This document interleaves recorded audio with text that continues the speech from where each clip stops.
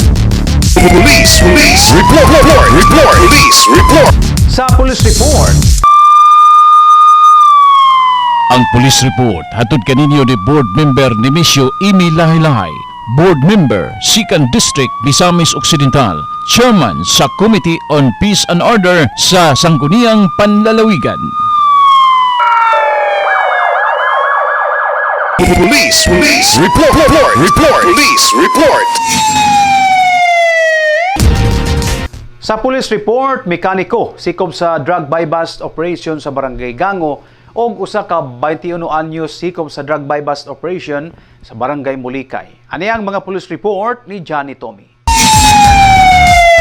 Tugyan sa kapulisan sa Usami City PNP ang usa ka 54 anyos nga si alias Imoy, usa ka mekaniko. Kini human mapalitan sa gituhang shabu sa himong drug buy-bust operation sa Purok 5 Gango, Usami City nga gipanguluhan sa mga operatiba sa Usamis PNP Agosto 14, 2026. Inabagan sa mga operatiba sa Sikan PMFC o Guano Sikan RMFB 10. Sa pag-body search sa suspect, nakumpiskar kanini ang lain pang mga sasi sa gituang shabu nga maihap og napulo og usa ka dakong sasi nga gituhang pulverized marijuana leaves. Atol sa operasyon, ana ang presensya sa bagong hepe sa Usami City PNP, Police Lieutenant Colonel Mark Green Lagura.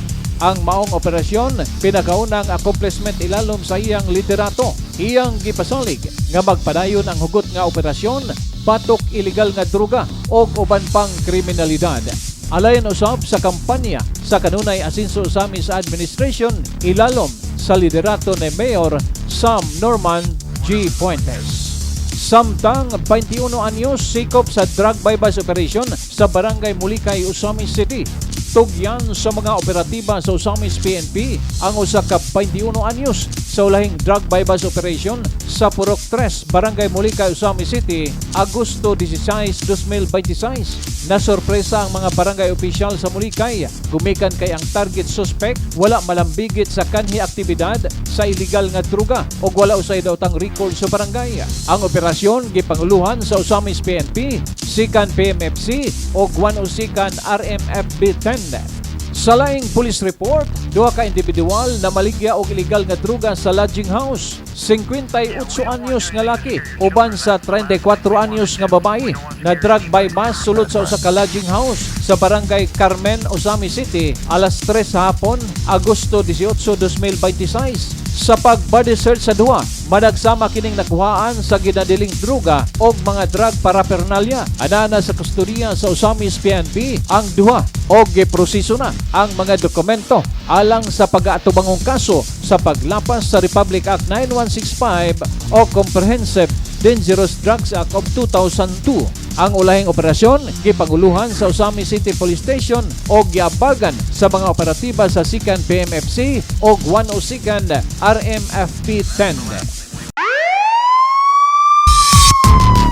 Alang sa police report, Johnny Tommy reporting.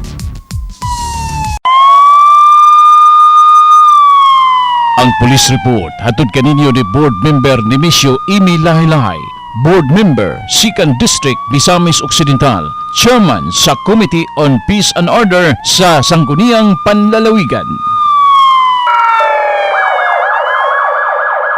1 TV Patrol.